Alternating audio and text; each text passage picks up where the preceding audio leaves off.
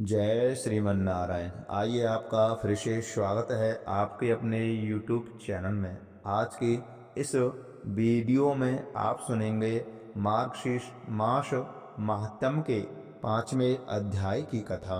अगर आपने अभी तक पिछले अध्यायों की कथा नहीं सुनी है तो कृपा करके अवश्य श्रवण करें। जो भी भक्त सच्ची श्रद्धा और निष्ठा के साथ मार्गशीर्ष मास माहात्म्य की कथा को सुनता है तो उसके ऊपर भगवान विष्णु की विशेष कृपा बनी रहती है और मरने के बाद मोक्ष को प्राप्त करता है। तो आइए प्रिय भक्तों, मार्गशीर्ष मास के 5वें अध्याय की कथा प्रारंभ करते हैं। तो बोलिए विष्णु भगवान की जय, कृष्ण कन्हैया लाल की जय। ब्रह्मा जी कहने लगे कि हे अजित, श्री विष्णु को पंचामृत से तथा शंख में जल भर करके स्नान कराने से जो फल मिलता है सो कृपा करके मुझसे कहिए। भगवान कहने लगे, जो मनुष्य मुझको दुग्ध से स्नान कराते हैं उनको प्रत्येक बिंदु में 100 अश्वमेध यज्ञों का फल मिलता है। दधी से स्नान कराने से दूध से 10 गुना, घृत से दही से 10 गुना, मधु से कराने से घृत से 10 गुना और मधु से 10 गुना फल चीनी से स्नान कराने से मिलता है। मंत्र पढ़कर गंध पुष्प जल चढ़ाने से सबसे अधिक फल कहा गया है। हे देवताओं में सिंह, जो मनुष्य द्वादशी तथा पूर्णमासी के दिन गौ के दूध से मुझको स्नान कराता है वह महापापों का नाश करने वाला है। जैसे दूध से दही घृत आदि सब पदार्थों की उत्पत्ति कही गई है, इसी तरह दुग्ध स्नान कराने से सब कामनाओं की सिद्धि होती है। दुग्ध स्नान से सौभाग्य की प्राप्ति, दधी स्नान से मिष्टान भोजन और घृत से स्नान कराने से मेरे लोक की प्राप्ति होती है। मार्गशीर्ष मास में जो मुझको चीनी और शहद से स्नान कराता है वह स्वर्ग के सुख भोगकर फिर इस लोक में राजा होता है। जो मनुष्य मार्गशीर्ष में मुझको दूध से स्नान कराता है वह मनुष्य इस पृथ्वी पर राज अश्व और रथों से पूर्ण राज पाता है। जो मार्गशीर्ष माह में मुझको परम श्रेष्ठ दूध से स्नान कराता है वह स्वर्ग में श्रेष्ठ माना जाकर इंद्रलोक, चंद्रलोक, रुद्रलोक और वायुलोक में पूजित होता है। हे पुत्र, दूध से स्नान कराने पर तेज और पुष्टि की वृद्धि होती है और दुर्भाग्य का नाश होता है। जो मनुष्य मार्गशीर्ष माह में मुझको पंचामृत से स्नान कराता है वह पृथ्वी पर बंधु गणों से शोचनीय नहीं होता।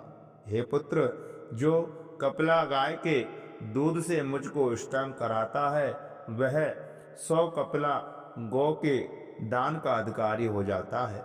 जो मार्गशीर्ष मास में मुझको पंचामृत से स्नान कराता है वह एक बिंदु से भी अपने कुल का उद्धार करता है। जो मनुष्य कपिला गाय के दूध को शंख में भरकर भक्ति से मुझको स्नान कराता है वह समस्त तीर्थों का भागी होता है। जो शंख में अक्षत कुशा जल डालकर मार्गशीर्ष माह में मुझको स्नान कराता है वह भी समस्त तीर्थों के फल का भागी होता है। जो मनुष्य मार्गशीर्ष मास में शंख के जल से 8 बार स्नान कराता है वह श्रेष्ठ हो जाता है और मेरे लोक में पूजित होता है। और जो 16 बार शंख जल में भर करके मुझे स्नान कराता है वह पापों से मुक्त होकर के स्वर्ग लोक में देवताओं से भी पूजित होता है।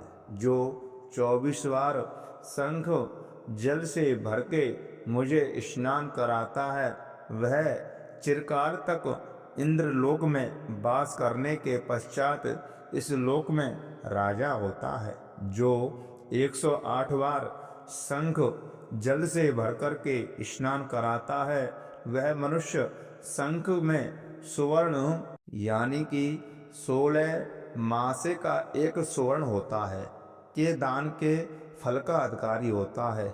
जो भक्त मार्गशीर्ष मास में शंख ध्वनि करके मुझको स्नान कराता है, उसके पितर उतने से ही स्वर्ग में प्रतिष्ठित होते हैं। जो 108 बार शंख जल से भरकर के मुझको स्नान कराता है, वह सपरिवार महाप्रलय पर्यंत मुक्ति फल का भागी होता है।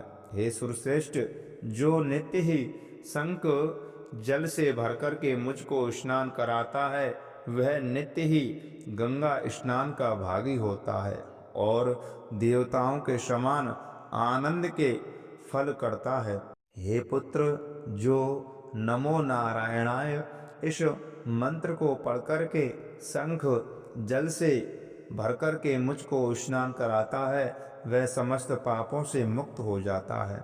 जो शंख में तिल और चरणामृत रख करके वैष्णव महात्माओं जनों को देता है, वह चंद्रायन व्रत के फल का भागी होता है। नदी, कूप, तालाब और बावली के जल को भी शंख में रखने से सब गंगा के जल के तुल हो जाता है।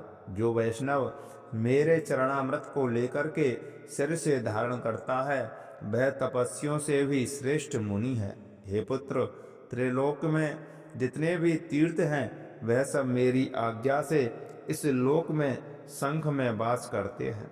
इस कारण शंख को श्रेष्ठ कहा गया है। जो वैष्णव मार्गशीर्ष मास में शंख में जल भर करके इन मंत्रों से मुझको स्नान कराता है, उस पर मैं अत्यंत प्रसन्न होता हूँ। शंख के आदि भाग में चंद्रमा देवता, शंख की कुक्षी में वरुण देवता, शंख के पृष्ठ भाग में प्रजापति देवता और शंख के अग्र भाग में गंगा तथा सरस्वती वास करती हैं। जो इन देवताओं का नाम लेकर के आलस्य रहित होकर के मुझे स्नान कराता है, उसके पुष्य की संख्या देवताओं से भी नहीं हो सकती। हे देवेश, जिसने मेरे सामने पुष्प, जल, अक्षत से युक्त करके संग पूजन किया, उसके घर में सर्वत्र सुख वाली लक्ष्मी वास करती है।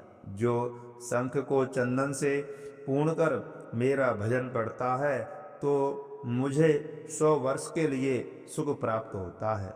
जो शंख में जल, पुष्प और अक्षत रख करके मुझे अर्घ देता है, उसको अनंत पुण्य प्राप्त होता है। जो शंख में अर्घ लेकर मेरी प्रदक्षिणा करता है, उस प्रदक्षिणा से सप्तदीप सहित सब पृथ्वी की हो जाती है। जो वैष्णव मेरे सिर पर घुमाकर शंख जल से मंदिर का प्रोक्षण यानी कि छिड़काव करता है, उसके घर में कभी अशुभ नहीं होता। जो मेरे चरण जल को लेकर के शंख में रखकर अपने सिर पर लगाता है, उसको ना तो मानसिक चिंता होती है, ना ग्लानि होती है और ना नारकीय भय होता है।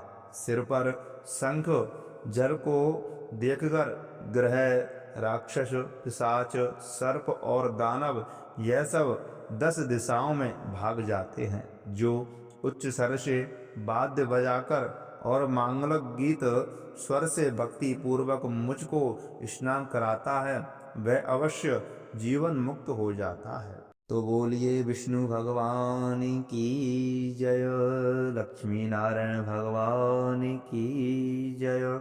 इस प्रकार आपने स्कंद पुराण में मार्गशीर्ष मास महात्म के कथा में शंख पूजा का वर्णन प्राप्त किया, यानी कि आपने कथा श्रवण की।